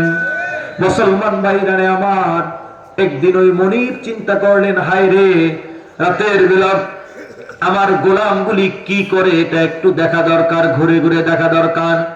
মুসলমান ভাইরা আমার, মনিব গোলামদের থাকার জন্য ছোট্ট ছোট্ট করে ঘরের ব্যবস্থা করছিল। গভীর রজনীতে মনিব বের হইয়া গোলামের ঘরের ভিতরে উকি দিল। একজন গোলামের ঘরে ওই করে ঘরের ফাঁকা দিয়ে উকি দিল, দেখলো গোলাম বেঘরে ঘুমাইতেছে, গোলাম ঘুমাইতেছে। মুসলমান ভাইরা আমার, এভাবে এক এক ঘরে ঘরে যাইতেছে। হঠাৎ করে মনিব লক্ষ্য করল, তার একজন গোলামের ঘরের উপরে আসমান থেকে কেমন যেন একটা নূরের ফোয়ারা, নূরের একটা বাতি কেমন যেন আসমান থেকে ঝুলন্ত অবস্থায় তার ওই গোলামের ঘরের ওই করে ঘরের ছাউনির উপরে এসে ঠেকেছে। আল্লাহু আকবার বলেন। মনিব আশ্চর্যান্বিত হয়ে গেল, হায় রে, ব্যাপার কি? সন্তর্পণে মনিব আগায় গেল গোলামের ঘরের দিকে। দেখি তো গোলাম কি করে, আর এই বাতিটাই বাকি। মুসলমান ভাইরা আমার, মনিব সন্তর্পণে আগায় গেল গোলামের ঘরের দিকে। গভীর রজনীতে গোলামের ঘরের ভিতরে উকি দিল। মনিব দেখতেছে গোটা জাহানের মানুষগুলা যখন ঘুমায় গেছে, ওই গোলাম তখন ঘুমায় নাই। ওই গোলাম গভীর রজনীতে মালিকের কুদরতি পায়ে তাহাজ্জুদের বিছানায় সিজদায় পড়া রয়েছে। আর আসমান থেকে নেমে আসা ওই নূরের বাতি, নূরের ফোয়ারাটা, ওই আলোক রশ্মিটা ওই গোলামের কুড়ে ঘরের ছাউনি ভেদ কইরা তার মাথার উপরে এসে ঠেকেছে। সুবহানাল্লাহ, আল্লাহু আকবার কবীরা বলেন। মুসলমান ভাইয়ারা আমার, বলেন তো গোলামের এই মর্যাদা কিসের জন্য? তার চেহারা সুন্দর ছিল, কথা কয় না, তার আমল সুন্দর ছিল। কি সুন্দর, কথা বলেন। আমল সুন্দর ছিল। এবার আসেন 2 নম্বর ঘটনায়। সাইয়্যিদুনা বেলাল রাদিয়াল্লাহু তাআলা আনহুর নাম আপনারা শুনছেন নাকি? কথা কয় না। বেলাল রাদিয়াল্লাহু তাআলা আনহু খুব সুন্দর মানুষ ছিলেন। কি মানুষ ছিলেন? কথা বলেন। স্বাধীন মানুষ ছিলেন না গোলাম ছিলেন? কথা বলেন। বেলাল ছিলেন গোলাম কারা মানুষ ছিলেন? মক্কার মানুষদের কাছে বেলালের কোন দাম ছিল না, কারণ মক্কার মানুষগুলো ছিল একদম ধবধবে সুন্দর, আর বেলাল ছিল কালো কৃষ্ণাঙ্গ। আবার বেলাল ছিল গোলাম। মক্কার মানুষদের কাছে বেলালের কোনো দাম ছিল না। আরে বেলাল যখন ইসলাম গ্রহণ করলো, পৃথিবীর এমন কোন বর্বরতম নির্যাতন নাই, এমন কোন অত্যাচার নাই যে অত্যাচার বেলালে করা হয় নাই। কথা বলেন ঠিক কিনা? হাত পাও বেঁধে উত্তপ্ত বালুকার উপরে জ্বলন্ত অঙ্গার আর কয়লা বিছাইয়া সেটার উপরে বেলালে শোয়া রাখতো। বেলালের রক্ত চর্বি গুলা আরে গলে গলে ওই কয়লা গুলি নিভে যাইতো, তবুও বেলাল ঈমান ছাড়ে নাই। বেলালের উপরে এরকম মারাত্মক নির্যাতন নাই মা আসলে ইসলাম গ্রহণ করার কারণে। গোটা মক্কার জমিনের ভিতরে বেলালের আপনজন বলতে কেউ নাই, শুধুমাত্র নবীজি ছাড়া। বেলাল যখন নবীজির কাছে যায় তো নবীজি বেলালরে আদর করে, বেলাল রে তোমার যে কষ্ট ওরা দিতেছে এই কষ্টের বদলা আল্লাহ তোমারে দিবে। বেলাল নবীজির কাছে গেলে একটু প্রশান্তি খুঁজে পায়, কারণ মক্কার মানুষদের কাছে বেলাল কোনো আদর পায় না। নবীজির কাছে গেলে বেলাল একটু আদর পায় তো মায়া পায়, তো বেলালের জন্য নবীজির কাছে বারবার যায়। বেলালের অভ্যাস ছিল, আরে বেলাল নবীজির আশিক হয়ে গেল। নবীজি যখন রাস্তা দিয়ে পথ চলতেন তো বেলাল নবীজির সামনে সামনে চলতো, কারণ অনেক দুষ্ট বুড়ি নবীজির পথে কাটা বিছাইতো। কথা বলেন ঠিক কিনা? বেলাল ওই কাটাগুলো বেলাল নবীজির সামনে দিয়া হাঁটতো আর ওই কাটাগুলা পরিষ্কার করত, যেন নবীজির গায়ে কোনো আচরণ না লাগে। বেলালের একটা অভ্যাস ছিল, নবীজি যখন পথ চলতেন তো বেলাল সামনে সামনে হাঁটতো আর রাস্তা ঝাড়ু দিত। এই যুবক রে, বৃদ্ধ বাবাজি রে, বেলাল এভাবে নবীজির আশিক হয়ে গেল। নবীজির জন্য রাস্তা ঝাড়ু দেওয়া, নবীজির জন্য পথ পরিষ্কার করে, এটা বেলালের অভ্যাস হয়ে গেল। মুসলমান ভাইরা রে আমার, আল্লাহ নবীজি সাল্লাল্লাহু আলাইহি সাল্লাম মেরাজের রজনীতে যখন আল্লাহ তাআলার দিদার লাভ করে ধন্য হলেন, মেরাজ এই মাসেই সংগঠিত হয়েছে। এই যে রজব মাস চলে, নির্ভরযোগ্য মত অনুসারে 26শে রজব দিবাগত রাত মানে 27শে রজবের রাত্রে মেরাজ সংগঠিত হয়েছে। এই মেরাজ গুরুত্বপূর্ণ একটা মাস হচ্ছে এই রজব মাস। মুসলমান ভাইরা আমার, মেরাজের রজনীতে নবীজি যখন আল্লাহর দিদার লাভ করে আসলেন, ফজরের পরে ডাক দিলেন সাহাবায়ে কেরামকে, আমার সাহাবায়ে কেরাম,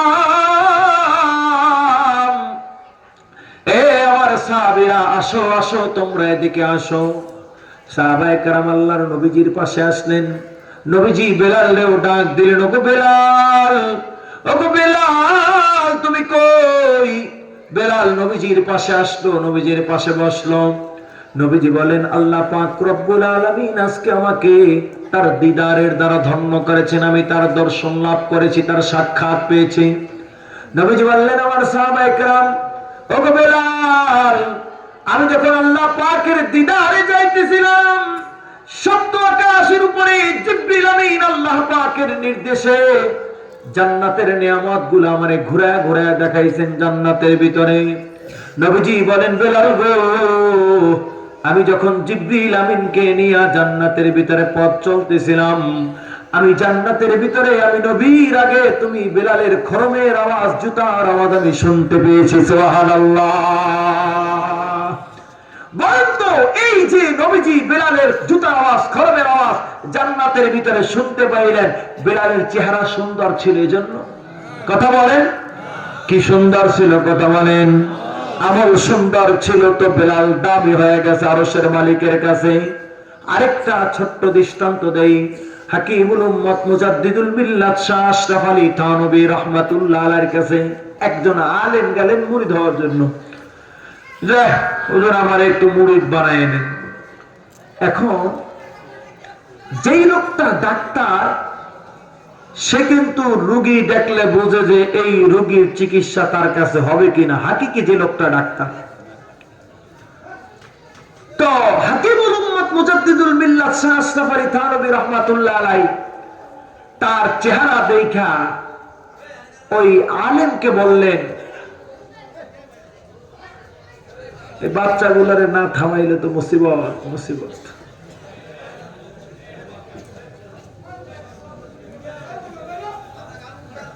এগুলার মার্ক করে আনেন, এগুলার একটারও খিচুড়ির প্যাকেট দিব না, খালি কথা কয়, ডিস্টার্ব করে। আচ্ছা, তো একজন ডাক্তার, যে লোকটা প্রকৃত ডাক্তার, সে যদি রোগীর চেহারা দেখা, রোগ দেখা বুঝে যে এই রোগীর চিকিৎসা আমার কাছে হবে না, আরেকজনের কাছে গেলে হবে, নিজের কাছে হইলে তো ভালো, না হইলে আরেক ডাক্তারের কাছে ই করে দেয় যে আপনি অমুকের কাছে দেন, আমি লিখে দিলাম। কথা বলেন, এরকম ট্রান্সফার করে না? কথা বলেন।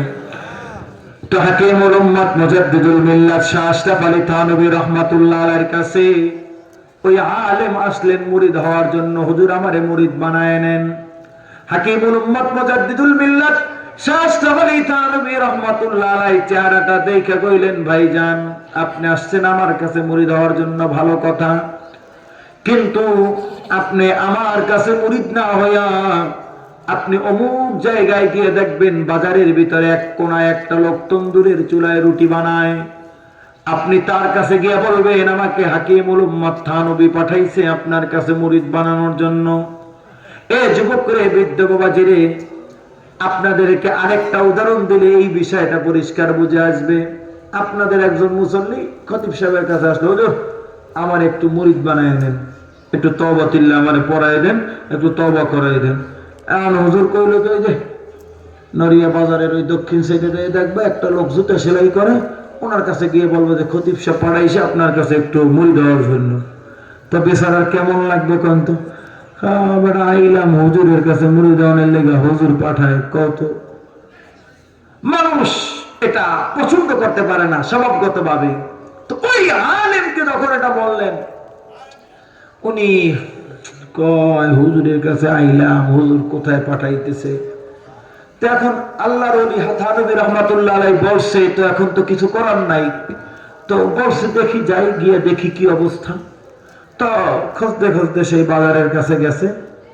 বাজারের কাছে যাওয়ার পরে মুসলমান ভাইরা আমার গিয়া দেখে ঠিকই বাজারের কোনায় একটা লোক তন্দুরের চুলায় রুটি বানাইতেছে। এখন ওই আলিম উনি টেনশনে পড়ে গেলেন যে যাব কি যাব না, এটা চিন্তা কইরা বারবার ওই দোকানের সামনে দিয়ে উনি পায়চারি করতেছেন। মুসলমান ভাইরা আমার, তন্দুরের চুলাওয়ালা ডাক দিও, আলেম রে, কে আপনি, কোথা থেকে আসছেন, কেনই বা আপনি আমার দোকানের সামনে দিয়ে পায়চারি করতেছেন? ওই আলেম এবার কাছে আসলেন, তন্দুরের চুলাওয়ালার কাছে আসলেন, আইসা পুরা ঘটনা খুইলা বললেন যে হুজুর এই কাহিনী, হাকিমুল উম্মত থানভী রাহমাতুল্লাহ আলাইহি আমাকে আপনার কাছে পাঠাইছেন মুরিদ হওয়ার লাইগা, কিন্তু ওই লোকটাও ছিল জবরদস্ত আল্লাহর ওলি। উনি ওই আলেমের চেহারার দিকে তাকায়া বললেন, আপনি তো আমারে পছন্দ করতে পারেন নাই, সুতরাং যান যান, আমি আপনারে মুরিদ বানাবো না। আল্লাহু আকবার বলেন। এবার এই আলেম বুঝলেন না রে, কাহিনী তো ফ্লাশ হয়ে গেছে, উনি তো বুঝালছে, কথা বোঝেন নাই, বুঝালছে, বোঝেন নাই, উনি তো বুঝে ফেলছেন। তো এবার বলতেছেন, হযরত মুঝে মাফ কিজিয়ে, আমাকে মাফ করে দেন, আমারে মুরিদ বানাই নেন। মুহতারাম হাজিরিন, হাকিমুল উম্মত থানভী রাহমাতুল্লাহ আলাইহির মতো জগৎ সেরা আল্লাহর ওলি একজন রুটিওয়ালার কাছে একজন আলেমকে পাঠাইলেন মুরিদ হওয়ার লাইগা। ওই রুটিওয়ালার কি যোগ্যতা ছিল, উনি রুটি ভালো বানাইতো? এটা কথা কয় না। ওনার দোকানে বেচা বিক্রি ভালো হইতো এই জন্য? কথা কয় না। ওনার রুটি খুব স্বাদ হইতো এই জন্য? কিসের জন্য বলেন তো? ওনার আমল ভালো ছিল, ওনার আমল উত্তম আমল ছিল। আরে আমাদের এই যুগের একেবারে কিছুদিন আগে মারা গেছেন হারদুই হযরতের খলিফা হাফিজ হুজুর রাহমাতুল্লাহ আলাইহির খলিফা প্রফেসর হামিদুর রহমান রাহিমাহুল্লাহ, উনি কিছুদিন আগে মারা গেছেন। বুয়েটের কেমিক্যাল ইঞ্জিনিয়ার ছিল, বুয়েটের নাম করা প্রফেসর ছিল, বাংলাদেশ প্রকৌশল বিশ্ববিদ্যালয়ের প্রফেসর ছিল। সারা জীবন বুয়েটের লেকচারগিরি করছেন, কিন্তু আল্লাহর ওলিদের সোহবত পেয়ে এত বড় জবরদস্ত আল্লাহর ওলি হলেন যে শত শত বড় বড় আলেম ওনার হাতে মুরিদ ছিল, এবং এখনো ওনার সেই মুরিদরা এই দেশের আনাচে কানাচে ছড়ায়া ছিটায়া আছে। সুবহানাল্লাহ। মুসলমান ভাইরা আমার, আমি বলতেছিলাম আল্লাহ রাব্বুল আলামিন আপনারে আমারে কেন পাঠাইছেন এই দুনিয়ার জমিনে? আল্লাহ পাক আপনারে আমারে কেন পাঠাইছেন? এই প্রশ্নের উত্তর আল্লাহ রাব্বুল আলামিন সূরা মুলকের 2 নম্বর আয়াতে কারিমার ভিতরে দিচ্ছেন। আল্লাহ রাব্বুল আলামিন বলেন, আল্লাযী খালাকাল মাউতা ওয়াল হায়াতা লিয়াবলুয়াকুম আইয়ুকুম আহসানু আমালা। সেই মহান মালিক তিনি, যিনি মৃত্যুকে সৃষ্টি করেছেন, জীবনকেও সৃষ্টি করেছেন। কেন? লিয়াবলুয়াকুম, যেন তিনি তোমাদেরকে পরীক্ষা করেন। আইয়ুকুম আহসানু আমালা, তোমাদের মধ্যে কে আমলের দিক দিয়ে সর্বোত্তম। সুবহানাল্লাহ। আমলকে সুন্দর করার জন্য আল্লাহ তাআলা আপনাকে আমাকে পাঠাইছেন। মুসলমান ভাইরা আমার, আল্লাহ তাআলা আপনাকে আমাকে পরীক্ষা করতেছেন। বলেন তো, পরীক্ষার হলের প্রত্যেকটা মুহূর্ত কি দামি না? কথা বলেন। একটা ছেলে যদি পরীক্ষার হলে গিয়া তার কাজ বাদ দিয়ে আকাশ করে, পাস করব না ফেল করব? দেখা যাচ্ছে নৈর্ব্যক্তিক প্রশ্ন আসছে, প্রথমে গুডুমুডু কইরা পরে টিক দেওয়া শুরু করছে। প্রথমে গুরুত্ব দেয় নাই, একটু করম মুহূর্তে চিন্তা করছে, মানে যেগুলো পারতো সেগুলো লেখে নাই, তো সব দিয়ে ফেলছে। একটা টিক দিতে বাকি 5 নম্বরের। ইতিমধ্যে সময় শেষ, এক্সামিনার আইসা খাতাটা টান দিয়ে নিয়ে গেল। রেজাল্ট বের হইল, দেখা গেল ওই ছেলেটা 79 পাইছে। মাত্র 2টা সেকেন্ড যদি সময় পাইতো, সে একটা টিক দিলে 5 নম্বর আসতো। এই 5 নম্বর 79 সাথে যোগ হইলে তার স্টার মার্ক হয়ে যেত। কথা বলেন ঠিক কিনা? বলেন তো, এই ছেলেটার আফসোস লাগবে কি লাগবে না? কথা বলেন। কথা কয় না কেন? লাগবে কি লাগবে না? মুসলমান ভাইরা আমার, পরীক্ষার হলের প্রত্যেকটা মুহূর্ত দামি। দুনিয়ার জমিনে পরীক্ষায় যদি কেউ ফেল খায়, তার আবার পুনরায় পরীক্ষা দেওয়ার সুযোগ আছে। চাইলে সব দুনিয়ায় সুযোগ আছে, চাইলে সব সাবজেক্ট দিতে পারে, নাইলে এক সাবজেক্ট 2 সাবজেক্ট যেগুলো খারাপ হয়েছে সেগুলো পুনরায় দেওয়ার সুযোগ থাকে। আর যদি এগুলা নাও দেয় তাহলে উন্মুক্ত বিশ্ববিদ্যালয় আছে, ওপেন ইউনিভার্সিটি, 6 মাস পরে এক পরীক্ষা দিয়ে পাশ করো। কথা বলেন ঠিক কিনা? দুনিয়ায় তার পাশ করার নানাবিধ উপায় উপকরণ আছে আর সরঞ্জাম আছে। যুবকরা, বিদ্যা বাবা দিলেন, কিন্তু বলেন তো, যদি কোনো মানুষ পরকালের পরীক্ষায় ফেল খেয়ে যায়, নামাজের পরীক্ষায় যদি কেউ ফেল খেয়ে যায়, এই পরীক্ষা পুনরায় দেওয়ার আবার সুযোগ হবে। কথা বলেন। রোজার পরীক্ষায় যদি কেউ ফেল খেয়ে যায়, এই পরীক্ষা আবার দেওয়ার সুযোগ হবে। কথা বলেন। মুসলমান ভাইরা আমার, আমলের পরীক্ষায় যদি কোনো মানুষ ফেল খেয়ে যায়, এই পরীক্ষা পুনরায় আর দেওয়ার সুযোগ হবে না। এই পরীক্ষার হলের প্রত্যেকটা মুহূর্ত দামি। একটা ঘটনা বলি, আমগো আলোচনার সাথে মিলা যাইব। এই জন্য আমার এক মামা 1998 বা 9 এই সময় মেট্রিক পরীক্ষা দিয়েছেন। তখন এসএসসি এই নাম হয় নাই, মেট্রিক কইতো। কয় পোলা মেট্রিক পাস করছে। আগে তো কোন পোলা যদি মেট্রিক পাস করতো, পুরা গ্রামে আনন্দের জোয়ার বইয়ে দিত, অমুকের পোলা মেট্রিক পাস করছে। কথা হয় না কেন? আরে এখন ঘরে ঘরে জিপিএ 5, গোল্ডেন 5 কেউ জিগায়ও না। কথা কয় না কেন? কেমনি জিগাইব? সাংবাদিকরা প্রশ্ন করে, গোল্ডেন 5 জিপিএ 5 প্রাপ্ত একজনকে, ওই তুমি বলো তো আমি জিপিএ 5 পেয়েছি, ইংলিশ কি? সে বলে I am GPA 5। Operation search light কি? তো অপারেশনের সময় যে লাইট জ্বালানো হয় সেটা নাকি অপারেশন সার্চ লাইট। জিপিএ মানে কি? গ্রেমার পয়েন্ট এভারেজ, এতটুকু বলতে পারে না, সে বলে আমি জিপিএ 5 পেয়েছি। তো এই জন্য পাবলিক আর জিগায় না, ঘরে ঘরে টুকরিতে করে জিপিএ 5 এখন বিক্রি হয়। কথা কয় না কেন? এই জন্য জিগায় না। কিন্তু আগে মেট্রিক পাস করলো, কইতো অমুকের মাইয়া মেট্রিক পাস করছে, অমুকের পোলা মেট্রিক পাস করছে, একটা দাম ছিল। তো রাজনীতি করছে তো আমার ওই মামা, পরে টরে নেই, মেট্রিক পাস না করলে তো এটা একটা ইজ্জতের হানি হইব। এখন কি করবে ভাইবে পাইতেছে না। ইতিমধ্যে দেখে একদিন মহল্লার ভিতরে তাবিজ বিক্রি করতে এসে এক লোক, ওই যে কান্দে কইরা দেখবেন যে কাঠের সাথে সাজাইয়া লাল লাল ফিতা সবুজ ফিতা নিয়ে আসে, আজমির শরীফ থেকে ফিতা নিয়ে আইসে, কথা কয় না কেন, সুতা সুতা পইতা, আবার তাবিজ তোমার গাছ গাছরা নিয়ে মহল্লায় বিক্রি করতে হয়, দেখেন নাই আপনারা? তো এরকম এক লোক বিক্রি করতে আসছে। তো এখন তারে জিজ্ঞাসা, ওই ভাই মেট্রিক পরীক্ষায় পাশ করার কোন তাবিজ আসেনি কেন? হ্যাঁ আছে। কত টাকা? 50 টাকা। ওই যুগে 50 টাকা দিয়ে একটা তাবিজ কিনছে। তাবিজ কিনা গলায় ঝুলাইয়া পরীক্ষা দিছে। পরীক্ষার পরে চিন্তা করলো যে এত টাকা দিয়ে একটা তাবিজ কিনলাম, তো তাবিজটার ভিতরে কি লেখা একটু দেখি। তাইটা চিন্তা করে তাবিজটা গলা দিয়ে খুইলা মনটা সরাইয়া কাগজটা বের করছে, দেখে কাগজের ভিতরে লেখা পড়িলেই পাস করিবেন, পড়িলেই। আর আমাদেরও আয়াতে কারিমার সাথে এই ঘটনা মিলে যায়, আমল করিলেই জাহান্নাম থেকে নাজাত পাইবে। কথা বলেন, কথা বলেন। আমল করলে জাহান্নাম থেকে নাজাত পাইবেন। আমল যদি না করেন, আরে কোন তদবির বাণিজ্য পরকালে চলবো না। কিন্তু আরে নিজের আমল যদি সুন্দর না হয়, তাহলে কিন্তু আনলিমিটেড বিরোধী দল কইয়া রিমান্ডের উপরে থাকুন লাগবো। কথা বলে না কেন? যুবক ভাইরা, বিদ্যাবাদীরা, মুসলমান ভাইরা, আমার দুনিয়ার হায়াতটা দামি হায়াত। এ যুবক রে, বিদ্যাবাদীরা, ইসলাহি কুতুবাতের ভিতরে আল্লামা তাকি উসমানী দামাত বারাকাতুহুম চমৎকার একটা হাদিস নকল করেছেন। আল্লাহর রাসূল সাল্লাল্লাহু আলাইহি সাল্লামের সাহাবী সাইয়্যিদুনা আব্দুল্লাহ ইবনে ওমর রাদিয়াল্লাহু তাআলা আনহুমা একবার কয়েকজন সাহাবীকে নিয়ে কোথাও যাচ্ছেন। হঠাৎ করে রাস্তার পাশে একটা কবর দেখতে পাইলেন। কবর চিনেননি আপনারা? কবরে যাওয়া লাগবে না? কার কার হাত জাগান?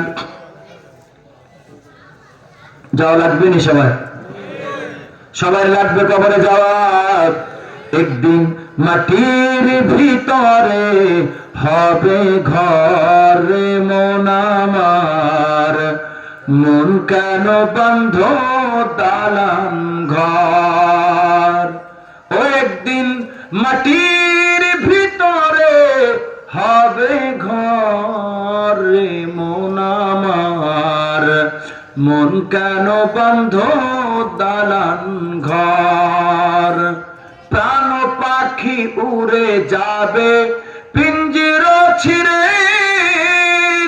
ধরা তুমি সবই রবে, তুমি যাবে চলে। প্রাণ পাখি উড়ে যাবে পিঞ্জির ছিঁড়ে, ধরা তুমি সবই রবে, তুমি যাবে চলে। ওরে বন্ধু বান্ধব যত, মাতা পিতা তারা সুত, সকলে হবে তোমার পর।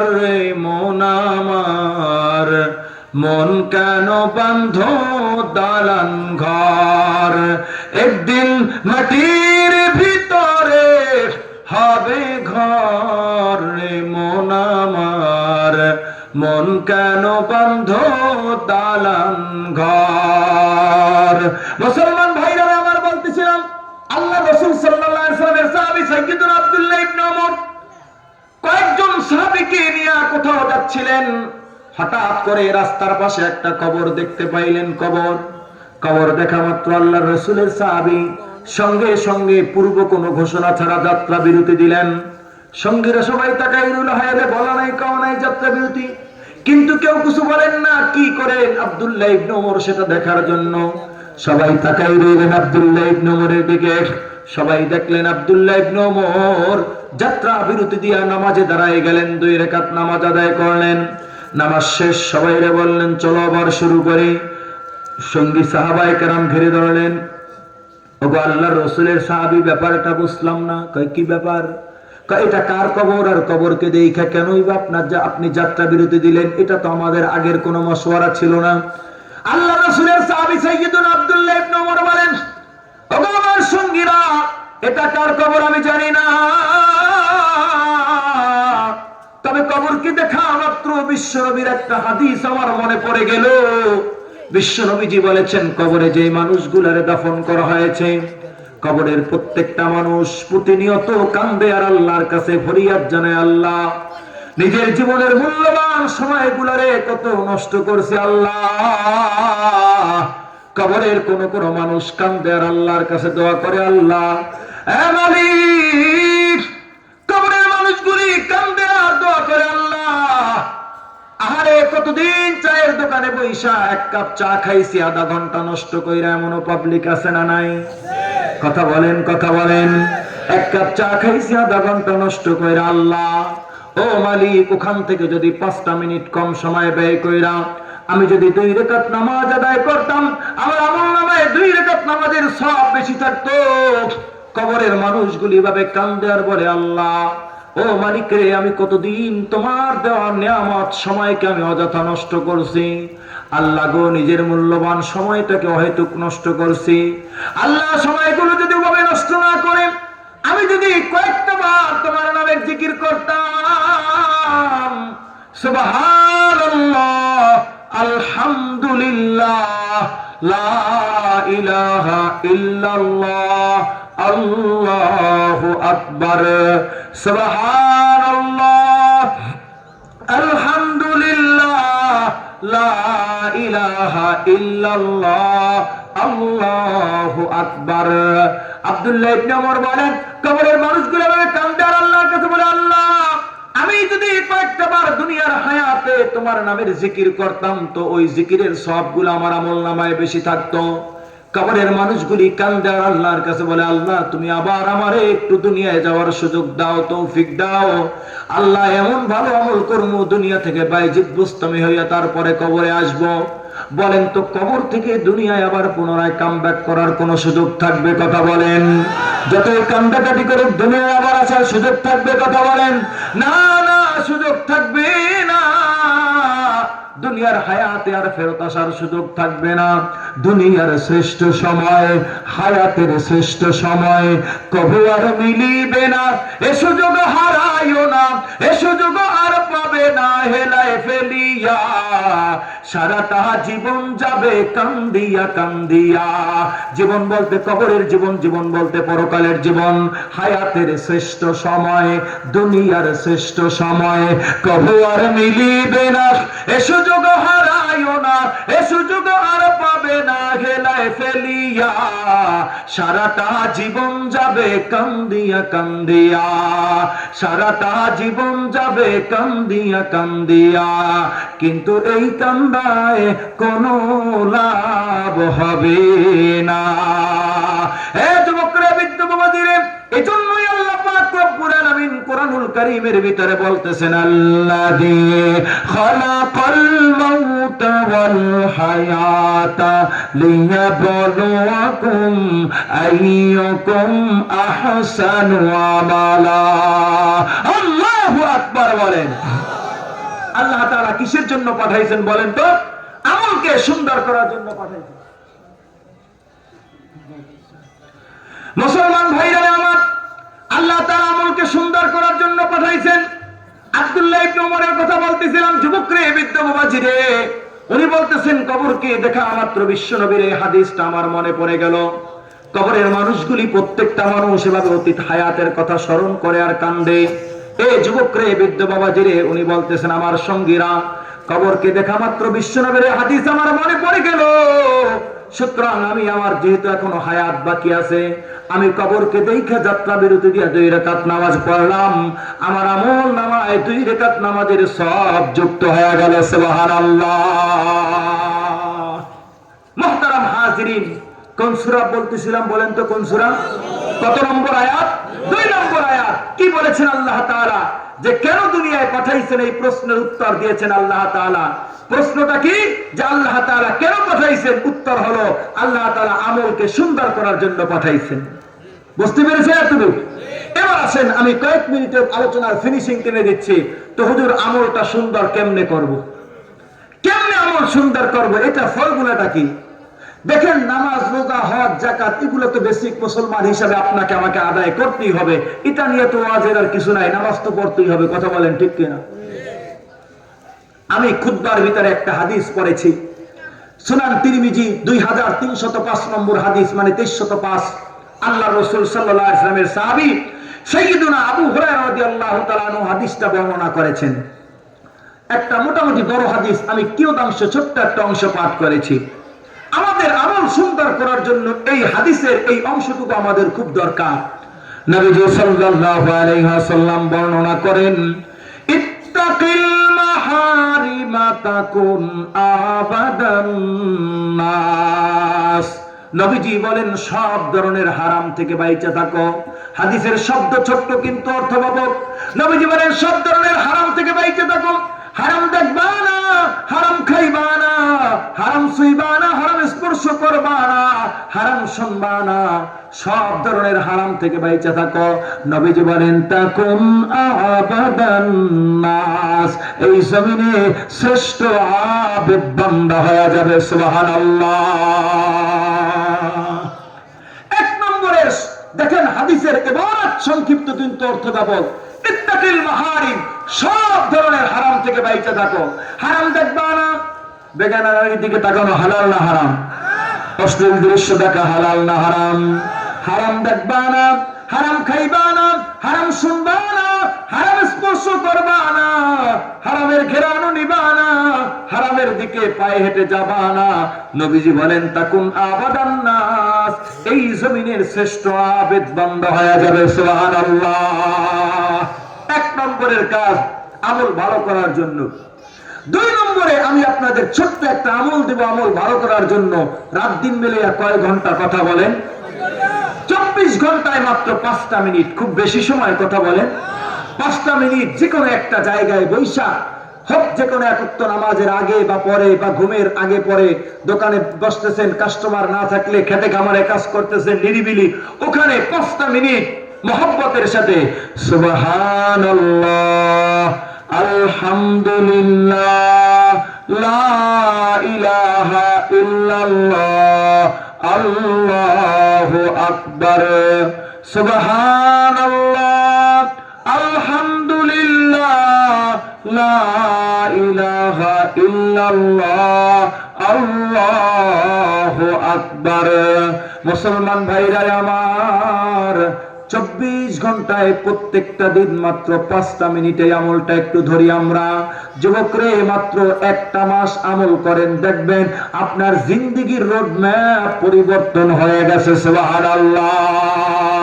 এই যুবকরে, বিদ্যমন্দিরে ঘন্টাকে ঘন্টা মোবাইল চালাই, ঘন্টাকে ঘন্টা ফেসবুক টুইটার ইউটিউব চালাই, ব্যবহার করি, দুনিয়ার কত কাজ করি, কবরের সামানা জোগাড় করার জন্য, আমলটাকে সুন্দর করার জন্য এই 5 মিনিটের জিকিরটা করা যাবে নাকি? কথা বলেন, কে কে রাজি আছে? কে কে রাজি আছে? লিল্লাহি তাকবীর। আল্লাহ সবাইকে কবুল করুক, জোরে বলেন আমিন। অনেক আমল আছে, এই 2টা আমল দিলাম, সব ধরনের হারাম থেকে বাইচে থাকবো, আর 5 মিনিটের জিকির করব যে কোনো একটা জায়গায় বৈশা মহব্বতের সাথে। আপনার জিকির করার জন্য পাঞ্জাবি পায়জামা গায়ে দিয়ে বসা রাখবে এমন না। আপনি শরীর পবিত্র থাকলে হয়েছে, আপনি খালি গায়ে মানে লুঙ্গি পরা আছেন, ওই অবস্থা আপনি জিকির করতে পারবেন, সমস্যা নাই। আপনি জিকির করতে পারবেন, এটা সমস্যা নাই, যদি আপনার শরীর পবিত্র থাকে। আল্লাহ রাব্বুল আলামিনের জন্য কোরআনুল কারীমের ভিতরে বলেছেন, আল্লাযী খালাকাল মাউতা ওয়াল হায়াতা লিয়াবলুয়াকুম আইয়ুকুম আহসানু আমালা ওয়া হুয়াল আজিজুল গফুর। আল্লাহ তাআলা আমাদের সবাইকে দুনিয়ায় যে পরীক্ষার জন্য আল্লাহ তাআলা পাঠাইছেন, এই পরীক্ষায় সফলতার সাথে উত্তীর্ণ হওয়ার, আমলকে সুন্দর করার তৌফিক দান করুন। সবাই বলেন আমিন। আজকে ওয়াজ শুই না, কালকে ফজরের নামাজ লাগবো না, তাই তো? কথা হয় না, মাফাই জানি ফজরের নামাজ এত লম্বা ওয়াজ শুনছি, ভালো করে বুঝছেন। ফজরের সময় ঘুমিয়ে থাকবেন। বহুত মানুষ এমন দেখা গেছে ফজরের সময় ঘুমিয়ে ছিল, জোহরে মসজিদের খাটিয়ায় হাজির হয়ে গেছে। কথা হয় না, কেন হয় না? হতে পারে না তো ফজর জামাতের সাথে পড়ো তো ইনশাআল্লাহ। কেমন করে ঘুমাও তুমি ফজর করে কাজা, এমন তো হতে পারে জোহরে জানাজা।